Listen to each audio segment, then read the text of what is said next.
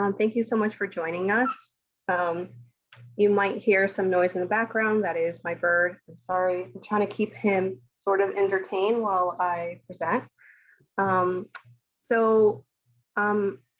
Thank you for attending. I know you're probably just curious about what type of programs that we're offering.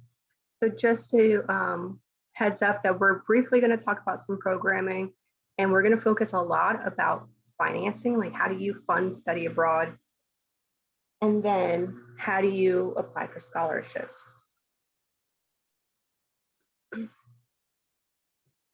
And just wanted to share really quickly. So I did graduate from Rutgers as an undergrad in my master's, and I'm still in school right now. And I did study abroad 3 times, twice as during my undergrad and once for my master's. And I was a high financial needs student as an undergrad, meaning I was an EOF student. I did get a lot of financial aid. But the one thing I didn't do is that I didn't apply for scholarships because I didn't know about them. So that's my goal today too, is that I really want to help any student who needs assistance of trying to understand finances, how to make this work, how to apply for scholarships, because I've been there, and I just want to be able to help out. There's a lot of free money out there, and I want to be able to help you guys out, get as much as you can. So really quickly, because I don't want to be the only one that talks, if you can, please, either in the chat or if you want to unmute yourself, can you maybe share why you're interested in studying abroad? And these photos that you see are actually Rutgers students. So like the photo on one side is the RU in Rome. So students are learning Italian, learning the culture. And the other side is our SEPS program with Dr. Robson in Thailand.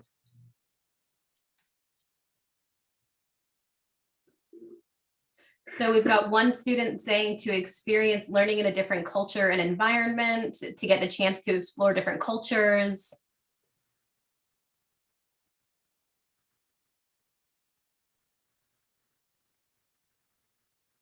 An animal science student who would like to see and work with animals in another country. Perfect. Experience different living conditions and learning. So some pretty spot on answers. Yeah. Not that there's a right or wrong answer, but. No. But thank you guys so much for sharing. And they're all very true. It's just like, I like to say, like, you learn through reading and in the classroom, but it'd be great if you can actually learn just by being there and experiencing it. And of course, if you can, learning with each other and through each other and through the local community. So this is just briefly a little bit about us. Our goal is to really provide a wide range of opportunities, a different type of programming. So you can traditionally just study abroad at a university. You can do service learning, meaning we have some programs that really focus on you working with the community and learning through that. And sometimes those courses are really specialized. And so it's not like you can pick and choose what classes you want to take, let's say at a university abroad. This one, the syllabus is really, really focused on a theme or the specialty of a faculty member. We do offer international internships, global research, and now because everything has been a little bit more online, we do provide online global courses and internships. And that has worked for students as well. So just a little briefly, we do offer scholarships at Rutgers Global. We actually are providing over $300,000 in scholarships. Typically, in the normal non-pandemic setting, we have over 150 study abroad programs to over 50 countries. We have had to tailor some of our programming just because of the pandemic, and we'll talk about that in a second.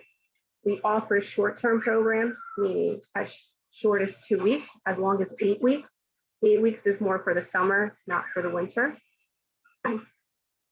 And we have over 50 exchange programs, meaning we have partnerships with partners abroad. And so when you study abroad there, a student from, let's say, the University of Valencia in Spain comes to Rutgers. So it's a really cool exchange program as well that we offer. So I just wanted to briefly talk about study abroad deadlines. So for winter and spring, program deadlines are October 1st. So if anyone is interested in maybe participating in a winter program, we have not released which programs will be available next winter. We're hoping to set that up by July or so. And then for spring, our spring program's already up. The application's not open yet, but we will announce it through our social media when that will be open. And that will be due October 1st. And then summer, fall, and academic year, we just closed it on Sunday or Monday. And so those are kind of closed right now. But the best thing to do is just to follow us on social media because we provide any updates about scholarship applications when things are open. We also talk about if we're launching any scholarship raffles.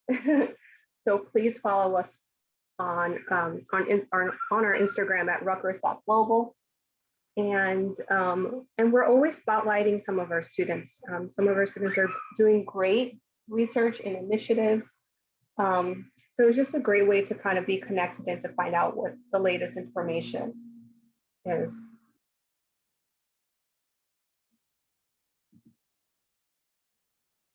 So this is a very short list, but this is a list of just examples of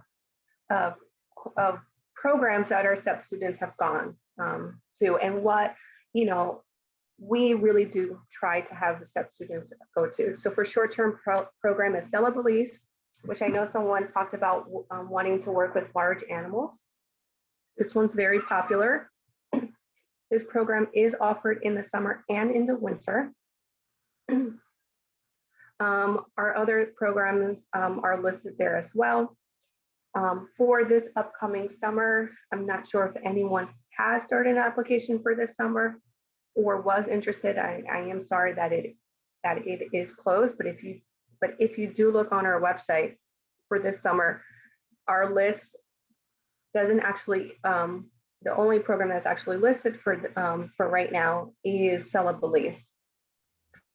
Because of the impact of the pandemic, and we're thinking about your safety, our faculty safety, because these other programs like the Art and Science of Black Tea in India, microbiology and culture of cheese and wine in France, like those type of programs are faculty led, meaning a faculty from Rutgers created this program and they're taking you abroad. The benefits about going on a faculty led program is that you really get to know the faculty more. You're able to understand a little bit more about their expertise, the research that they're doing, and they get to know you. So like when you need a letter recommendation, they're able to provide a really personalized letter recommendation because they really got to know you, especially in an outside international setting. So when you go on our study abroad page, you'll see that as of right now, for this summer and this academic year, not all of these programs are being offered. We are only offering targeted programs just because of the pandemic. But when the world heals, all these programs will be available again. So I wanted to ask you guys, what do you think, what's in your way? So I didn't get to ask like what year you guys are in. So like what stands in your way? What is in your way of maybe participating in studying abroad? And this image is of one of our students from a couple years ago who took this picture abroad. So we have students saying finances are hard, meeting requirements within the major. Yeah. And those are two of the most common comments that we hear. An animal science major, it's hard to find major requirements. Mhm.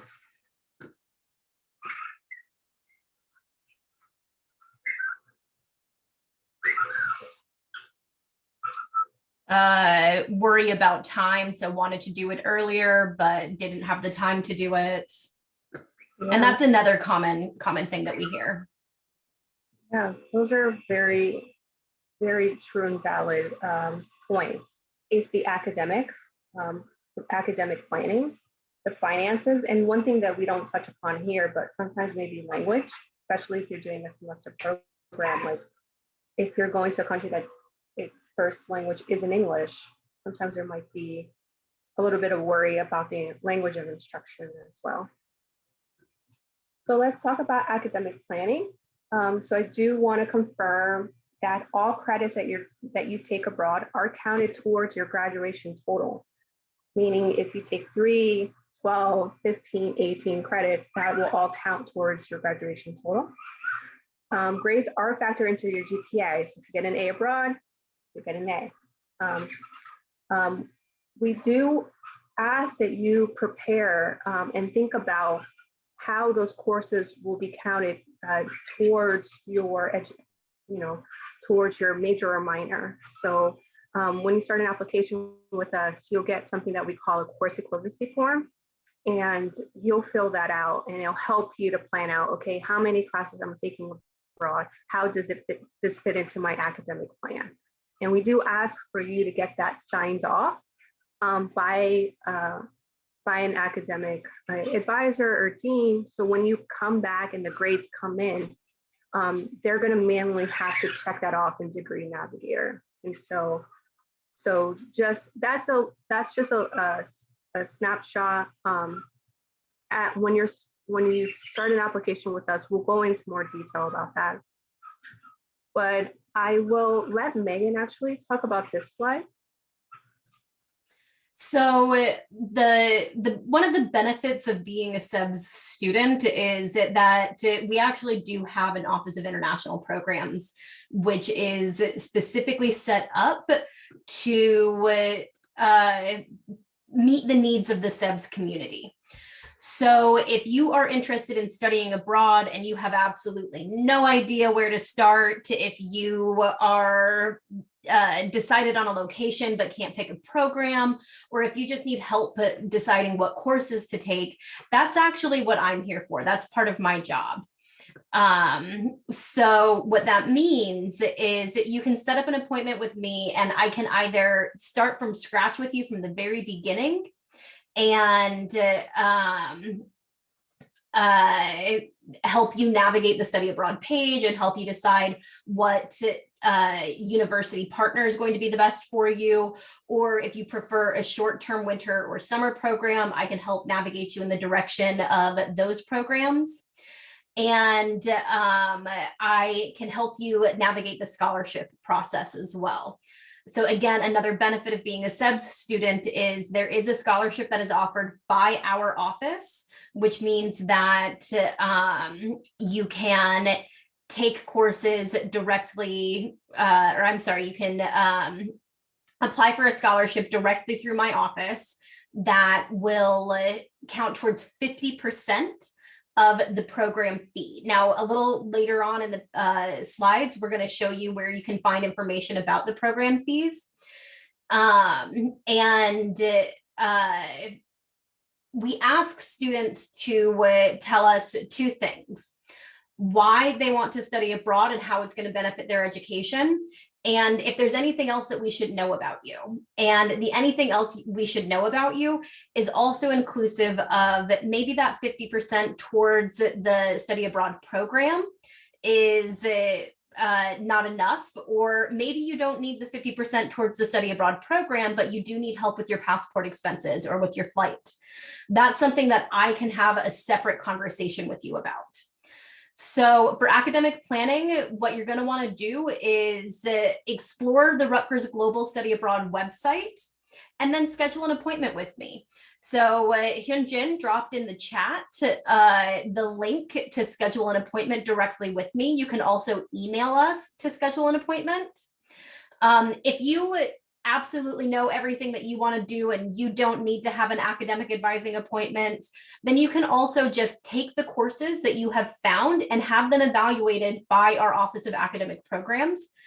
The process of doing this is that you get the syllabus from the university partner website, and you send it to submit syllabus at sebs.rutgers.edu. And those syllabi will be evaluated, and we'll find out what the equivalent course or core code would be for you. So if you want to take a art history class abroad and have that count towards your arts and humanities requirement, that's what you're going to add to this email under submit syllabus, and that's how we're going to review it. I can help you with that process, or you can choose to do it on your own. You will still need to have signatures on your course equivalency form. But again, that's something that we do throughout the whole process. So if you need assistance on that, just let me know. So you can go ahead and move on to the next slide, Kelly.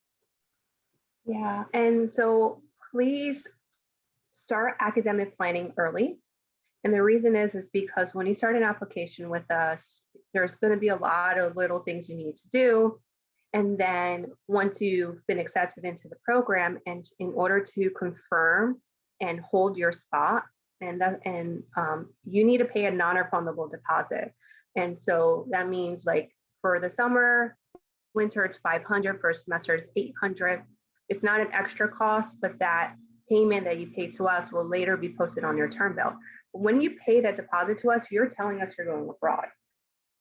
And you need to also make sure your academic planning works. Like, so for example, if you pay the deposit and they're like, actually, I can't study abroad because the classes or this program that I want to go on actually doesn't align with my academic planning, guess what? You're not going to get your non-refundable deposit back. So, it's all about planning. And so please work on your classes and communicate with our office about if you have questions about timing and about when things are due. We are here to help you out. But my advice is, do not pay the non-refundable deposit until you work out your academic courses. So let's talk about finances. Let's talk about money. So when you go on our website, I'm just using EY University as an example. So when you go on our website, it will open up like this. You can, on the top, you can like click on the arrows until it hits like financial, or you can just scroll all the way in the bottom until you get into the financial section. And then this is where I talk about costs. So like I mentioned earlier, right now we are not offering our 150 plus programs. We have really cut down our programming because of the pandemic. And for this academic year, so if there's any first year students who are going to be sophomores next year, you can study abroad next spring, the spring of 2022.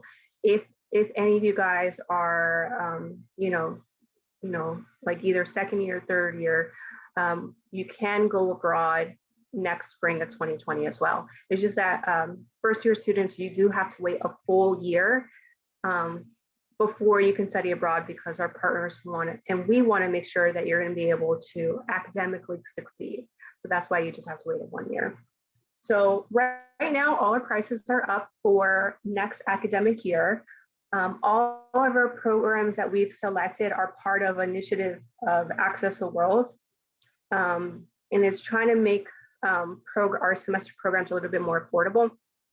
And because some of our partners are a little bit more expensive than Rutgers, and so this program right here, we are automatically giving out scholarships to all our Access the Worlds, and so you'll see the amounts here. So instead of the program typically costing $11,000, every student who participates in this program will get an automatic scholarship.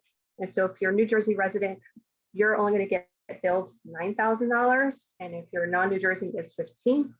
And it's very, very important to read what the program cost includes. We actually state what the program cost includes.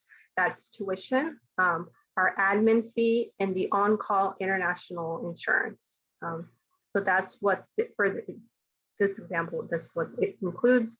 And then the out-of-pocket are estimations, right? So right now, flight costs vary so much just because of what's, it just really depends upon what's happening right now. So I've seen flights to go to Korea a lot less than this.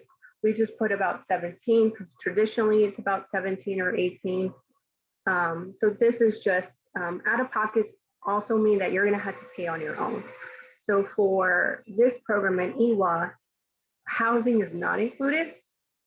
You actually get to select what type of housing you have.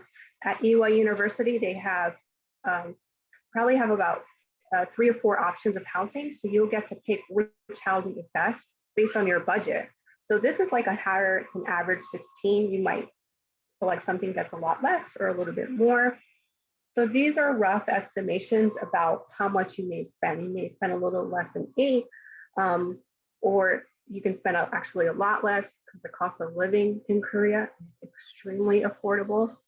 And their food is extremely affordable as well. So this is just to give you an idea of like what we mean by program costs, what's going to be on your term bill, out of pocket, things that you're going to have to pay on your own.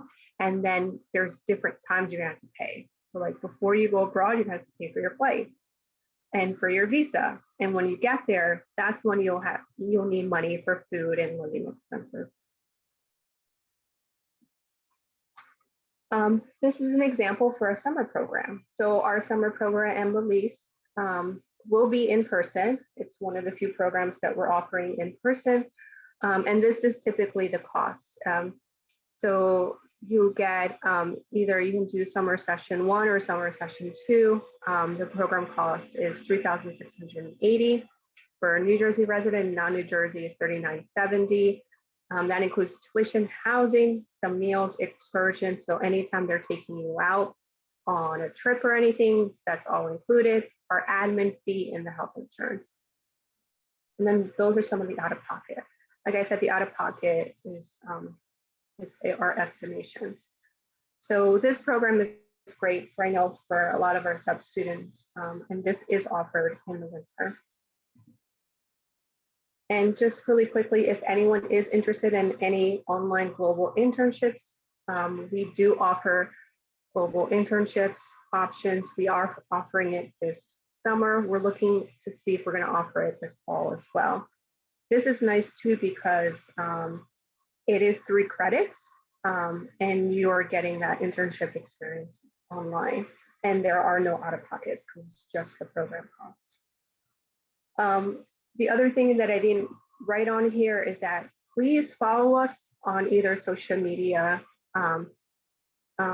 just because we do certain announcements, like for example, this upcoming summer, any student in this fall, any student who studies abroad, if it's in person or online and you receive a Pell, you're automatically going to get a scholarship. So this is great news for even if you're going abroad for next fall, and we are hoping to continue this campaign for the spring too. So if any student here who receives the Pell Grant, you're automatically going to get the scholarship once you've been accepted into the program. And we're notifying students every Friday. So you get the Pell, not only are you going to get automatically get the scholarship, you're automatically going to get this Pell scholarship as well.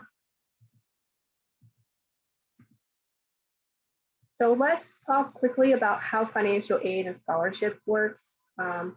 I like to provide information and be totally transparent about how finances and scholarship work. If you receive financial aid, one of the best times to go abroad is the semester. And the reason is because you know exactly how much you're going to get with financial aid. So for example, on your current award letter, it's listed fall and spring. So let's say, for example, for either semester, they give you a total, I don't know, between $5,000 to $10,000 in financial aid. You know already that if you study abroad, for that semester, you're automatically going to get that funding. And it's because when you study abroad, you're still a Rutgers student. We're billing you. So that's why you can use your financial aid.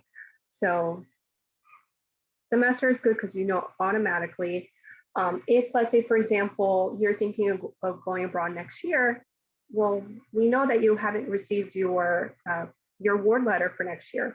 That's okay. You can use your current award letter almost like an estimation, especially if you know your finances haven't changed. And you'll get your new award letter for the academic year around, usually comes out in May, but it's finalized in July. If anyone receives tuition remission, so that means that if one of your guardians or parents works at the university, you receive tuition remission.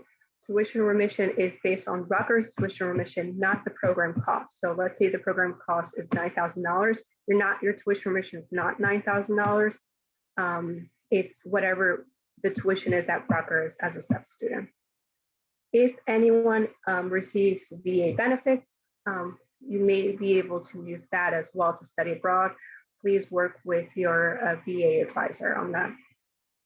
And so when it comes to financial aid, you kind of already know how much money you're going to get because it's guaranteed because you're going to be studying abroad. The only question about financial aid is like if you receive a scholarship from like a foundation or a sponsor. If that's the case, I would just ask you to email me. I will get in contact with financial aid to see if that specific scholarship that you get, if you can use it to study abroad. Majority of the time you can.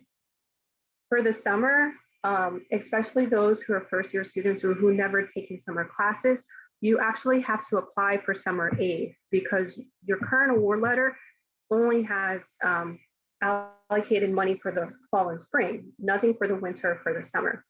For the summer, you have to apply for summer aid with financial aid, and that application will be available starting on April 1st.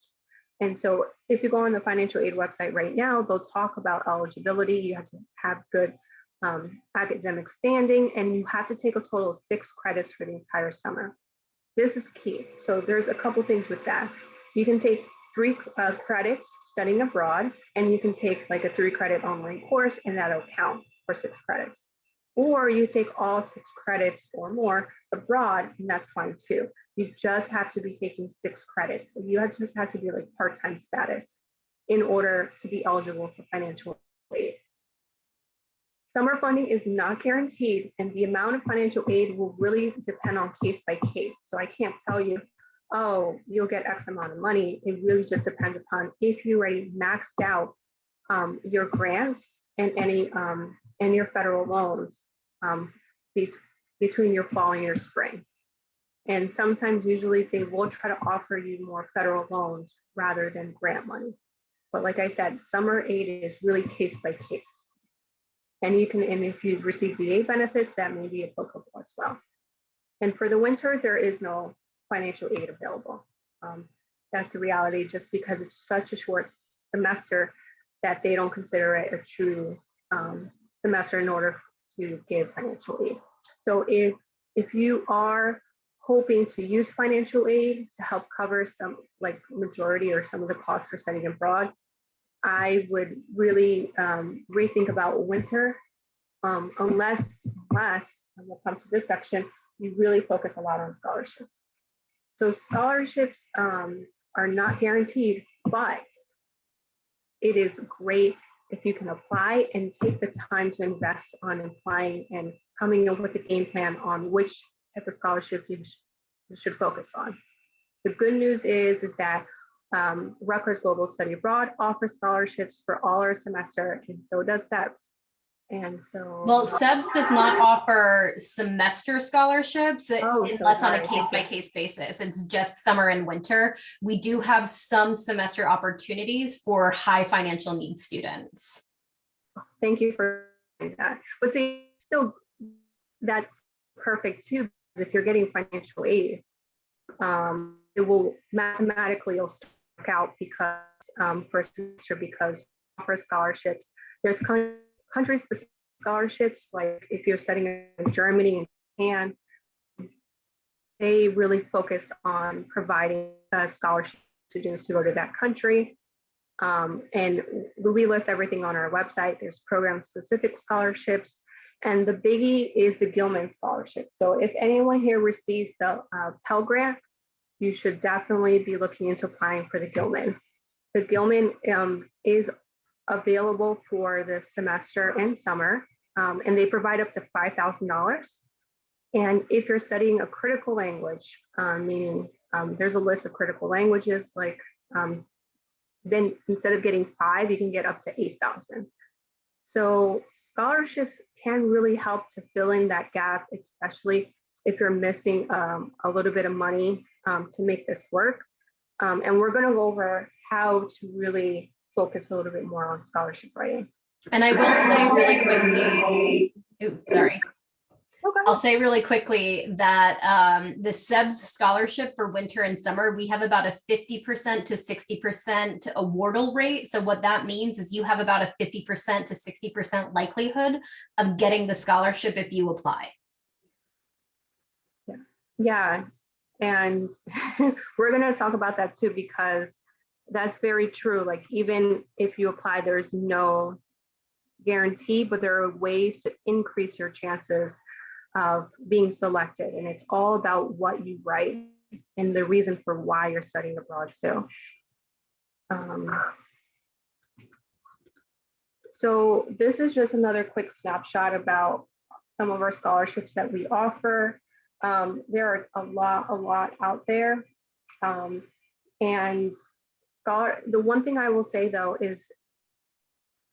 is hoping that you'll get enough scholarship money cannot be your sole reason or funding option to go abroad. It can't be, because of deadlines. So for example, we will let you know when our scholarship applications are due and when we will announce it.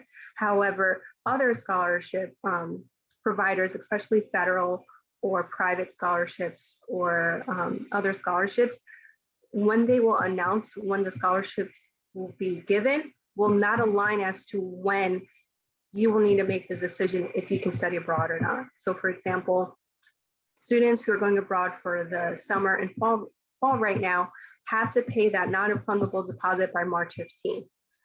The Gilman is accepting their application for the summer and fall are due early March. They're only going to notify students in June, maybe May or June. So we can't wait until you know if you're going to get the Gilman before you think you're going to go study abroad. So you should really be focusing on scholarships that, oh my God, I got it. Yes, now I don't have to use maybe the savings money that I have. Or if you were hoping to fill in that gap of if you were thinking about taking out a federal loan or accepting a federal loan, now you can either reduce it or maybe even deny it because you got that scholarship. So that's what I'm going to say about scholarships, is that yes, apply for them, hope that you're going to get them, but you can't really rely on when they notify you for you to make that decision and for you to go abroad. I hope that makes sense. I know it's risky, but getting scholarship funding should be like, oh my God, yes, now don't I have to use my personal money or not? So let's talk about tips for writing. Megan and I, we have read lots and lots of scholarship essays. I have been a reader for Gilman, and these 5 tips are very true. The number one thing is tell us who you are, and you have to be authentic. You have to be your true self. We can read between the lines, meaning we can kind of tell if this is your passion, if what you're saying is really true. We want to get to know you. Like, for example, I want to know why you want to study abroad in Belize. What inspires you to want to learn more about animals, and why is it so important for you to participate in this program and to have that hands-on experience? I just want to know what drives you. The other thing is answer the questions and stay on topic. sometimes there are going to be character limit or page limit on these essays. And you have no idea how many students either don't fully answer the questions or they don't stay on topic. I know for me, when I read some scholarship essays, I don't have, for example, I don't have 5 or 10, 15 minutes to thoroughly read your essays. I need you to get to the point, answer it. And if you are not answering some of the questions that prompt you that essay, you're losing points. So answer them fully and stay on topic. So if the question is, why is study abroad important to you? Don't spend so much time talking about other things that don't relate to it. Well, and I also really quickly just want to jump in and add there that this also isn't about checking a box off to make sure that you have met the requirements, because we can tell when you do that also. If you're answering the question the way that you think we want to hear it, rather than answering the question authentically and fully, we can tell. And the other side of that is when you're writing a response that is just ticking a box off to say that you have that check mark, you're not telling us who you are or what motivates you to participate in this. So, and I know Kelly is about to get to this, but have somebody else read your essay and get their opinion on it, not just for grammar or for spelling or anything like that. Ask them what they think about what it actually says. Yes. I can give you an example of a student who actually who studied abroad at UA University and applied for the Gilman and got the Gilman. And so her reason to study abroad at UA University was because UA, during the summer, you take 2 courses, and one of those courses was on religion, and her major was religion, and they were offering a course that they didn't offer here at Rutgers. So that was her reason to why to go to UA. But there was also personal reasons.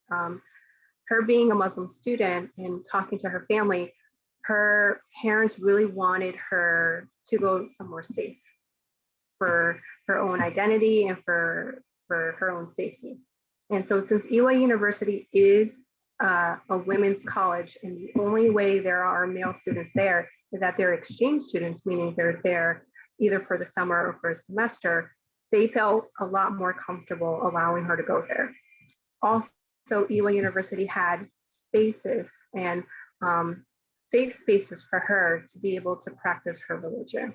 And her doing research on the country, she found out there was like a Muslim community there, so she was still able to follow her faith.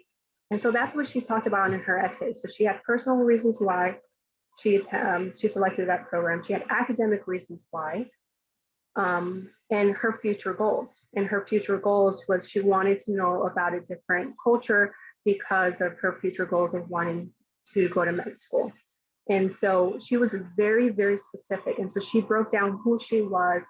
And so it's like academic, professional, and personal, which aligns with the Gilman. And my tip for you guys is that you can use this kind of structure for scholarship writing, is that we want to know those key things, like how will studying abroad be an investment to you, to who you are.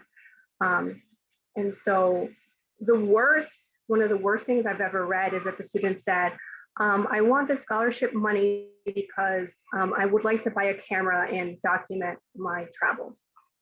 No, you can't say you're going to use that money to buy a camera. Like, yeah, yes, you may want to do that, but that's not the point of the scholarship. The scholarship is really supposed to help you to pay for it in terms of the term bill, or like Megan said, to maybe help to pay for your passport or for your flight. For example, we have also, instead of giving a student a scholarship because it's on the term bill, she asked us if we can purchase her flight. And that's really case by case, but for her reasons and her financial plan, that's what we worked with her on doing that. So with scholarship essays is there are a lot of tips out there. You need to look, there's different states start working on the answer the questions. Sometimes you might be able to just revise certain answers and use them on others. Sometimes you may not. Submit early. That part is huge. I know, like, we're all working and taking classes at home, so we might have internet glitches. Submit it on time. Don't submit it 5 minutes before it's due. And it is true. You have to have someone else edit or read and give criticism to your essay. And it's not saying you're not able to create really thoughtful essays. It's just that you're in school, right? You are really more trained to write research, more academic essays. It's much harder to write a personal essay, to have the reader really think and be like, oh my God, you know what? I want to invest in their future. That's a lot harder. So it is so important to have someone else edit your essay. One tip from a student, he was a NORC student. He applied to 15 or 20 different scholarships and he got 8. And one of them was the Gilman. And so with all the scholarships that he got, he was able to fully fund for him to go abroad to Ireland, which is one of our most expensive programs. But he chose to do that. And he said, Kelly, I got this. The one tip that he wanted me to share is that applying for scholarships is like taking an extra class. It is a lot of work, but it is worth it if you can put the time and effort into it. And something I advise students to do as far as that is to be as organized as humanly possible. Create a spreadsheet. In one column, have the name of the scholarship. In another column, have the amount the scholarship is worth. In another column, have the due date, and so on and so forth. Have every detail that's connected to the scholarships so that you can say the Gilman is due on X date, so I should apply for that one first because the SEBS scholarship is due at a later date. If you're more organized, then there's not going to be a last minute rush for you to submit these. Yes, yeah. And if you want, add a column as to when they will announce it as well. So then you can keep, you'll be, oh, okay, so they're going to announce it next week. So then you'll know if you're awarded or not. So scholarship writing is and applying for scholarships is extremely worth it. Best case scenarios, I had students who were awarded too much scholarship money that they had no loans. All they had was scholarship money, so they're actually paid to study abroad. This can happen, and it does happen, but it really is it's really about you and the time that you have to put this energy into applying for scholarships. So the other thing that I do want to say is that I do offer one-on-one advising with students, meaning if you are interested in studying abroad and you know exactly when, and hopefully you'll know which program it is, you can email me and we can schedule a time. We'll take about like 45 minutes. We'll go over a game plan about, like, for you specifically, how will financial aid work? And then we'll go over which scholarship we should be focusing on. And then you'll have like some of the initial tools for you to start working on this. So I hope you guys are excited and thinking about studying abroad. And this is just a quick snapshot about what the online process is. So let's say, for example, you are interested in going abroad for like maybe celebrities for the winter. You go on our website. When you select the program you want to go abroad, there'll be an apply now button. If the apply now button is not there, that means we have not opened it yet. So that's why just follow us on social media. But once you hit the apply now button, these are the key things that you need initially for your application is a $35 application fee that you'll pay online, your unofficial transcripts. If anyone here is also a transfer student, especially if it's a semester program, later on, we will need your official transcripts. And if you're just a Rutgers student, and if we do need your official Rutgers students, we will request that on your behalf, so you won't have to pay. Depending upon the program, there might be letters of recommendation that you will need. Some programs might be 2, like semester programs. Some programs might be one, and some programs you will need a letter of recommendation. And that letter of recommendation will need to be from someone who has graded you, who has given you a grade. So a faculty member and or some cases a TA is available. There is a personal essay. We ask you some questions. We just want you to answer them. And then we do have a participation agreement. So the participation agreement just talk about like the, you know, what we expect from you as a Rutgers student and the expectation and the services that we will be providing. So I know we're all working from home. All of our staff is working from home, but when we are able to go back on campus, the study abroad office is on a house on College Ave, right next to a church. So we do offer online advising Monday, Tuesday, Thursday, and Friday from 12 to 3 p.m.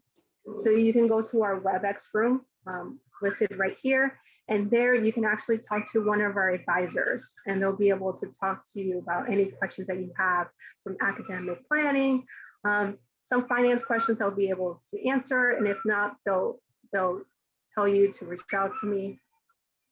The other thing too is that we have global ambassadors, students who have studied abroad and who can answer some of your questions about, you know, hey, I'm you know, I'm a sub student. I'm a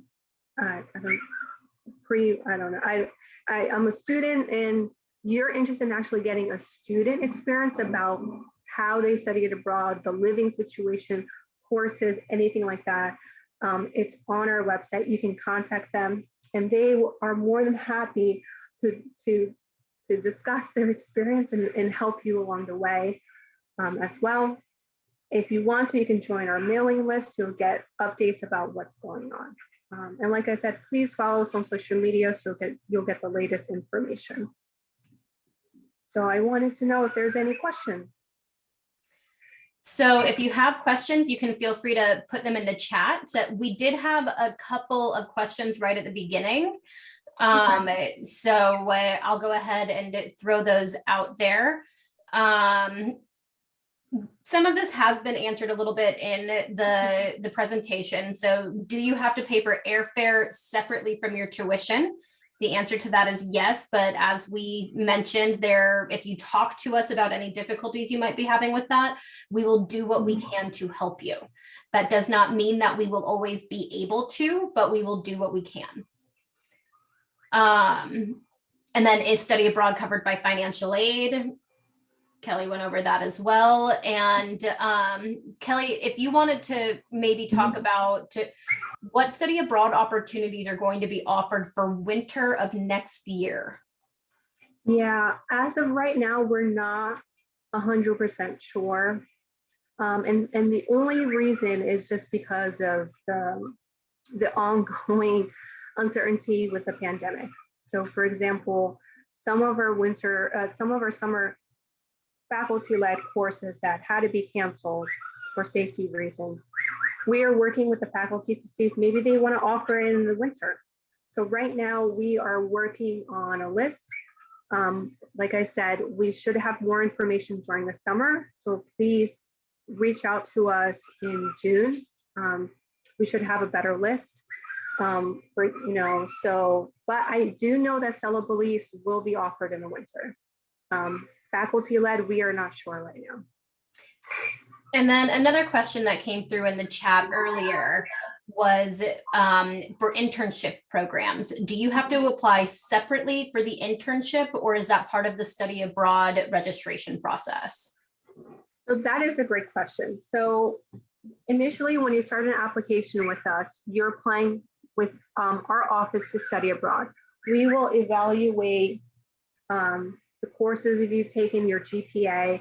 And so let's say, for example, you are interested in taking, let me go back to that slide. You're interested in taking this online global internship program.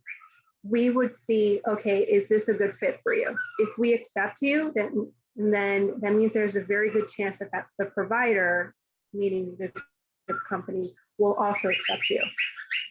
There will be, after you've been accepted, you will, in your study abroad application, you will see and how the next step is you're going to have to apply and fill out documents with the internship provider.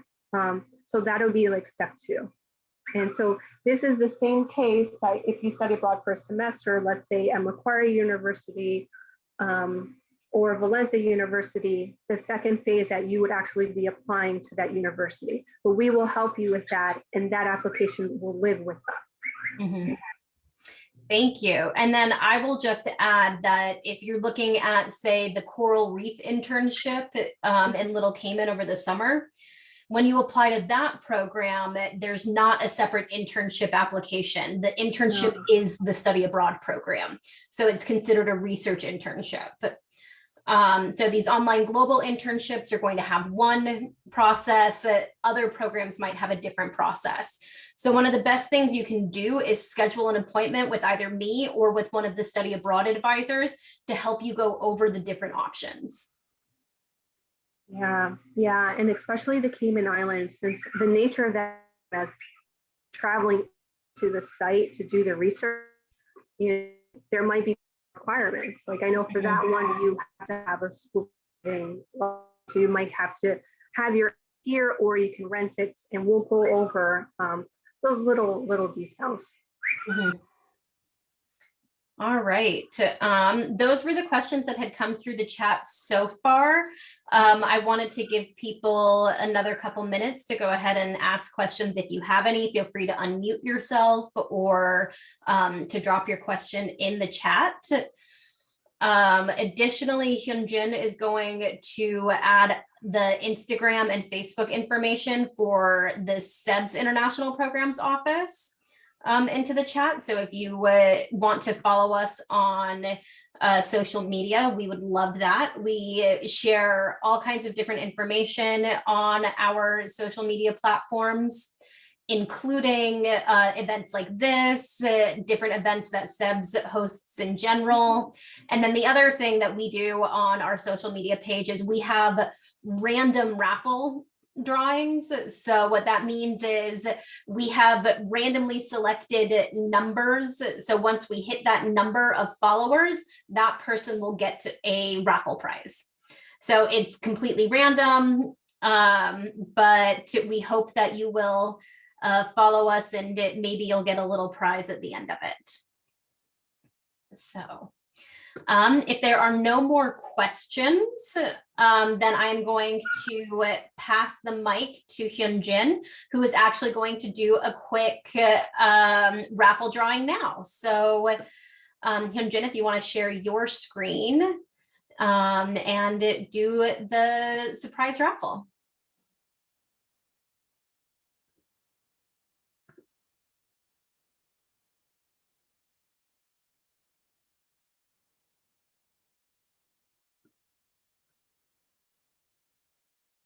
Sorry, my bar just disappeared and then I couldn't move myself. So I tried to find my bar. So here they are. So thanks for coming, everyone. So I've entered all of your name who attended today's event. And we're going to have one lucky winner today. So without further ado, I will get started. This is exciting. Like we need some music. Do you hear the sound? Yep. Okay. Jose, congratulations. So Jose, I will reach out to you this afternoon to get some more information for you from you so that we can mail the prize to your address. All right, great. Thank you. So we did say that we would stick around for anybody who would like to chat individually. We can go into breakout rooms, but outside of that, thank you everybody for participating. And I hope this was good information for you and that you reach out to us with any other questions. Thank you. Thank you. Thank you. Thank you. Thank you. I actually have a question. Go for it. I'll turn off the recording.